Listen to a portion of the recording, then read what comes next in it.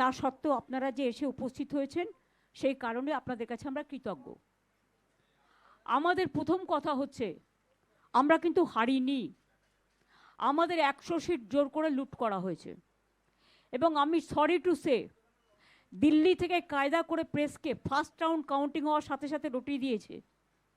আমি আগেই আপনাদের বলেছিলাম, আমার ভিডিও আপনারা দেখে নিন তার দুদিন আগে, যে ওরা কিন্তু প্রথমে বিজেপি এরিয়া দিয়ে শুরু করবে এবং ইলেকশনে কাউন্টিং হয় 14 থেকে 18 রাউন্ড। প্রথম 2-3টে রাউন্ড ওরা কিন্তু কাউন্টিং করবে প্ল্যান করে বিজেপি ওখান থেকে, যাতে ছেলেপেলেদের মরাল ভেঙে যায় আর বিজেপি গুন্ডামি করতে সাহস পায়। আমাদের লড়াইটা বিজেপির সাথে ছিল না, আমাদের লড়তে হয়েছে ভিলেন ইলেকশন কমিশন, যিনি ব্ল্যাক হিস্ট্রি তৈরি করেছেন Indian ডেমোক্রেসিতে।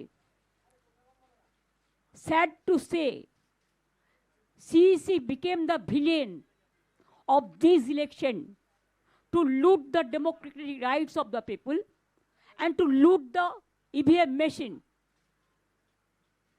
Can you tell me that after voting EVM machine, 80 to 95% is the charge? How it is possible? Before 2 days of election,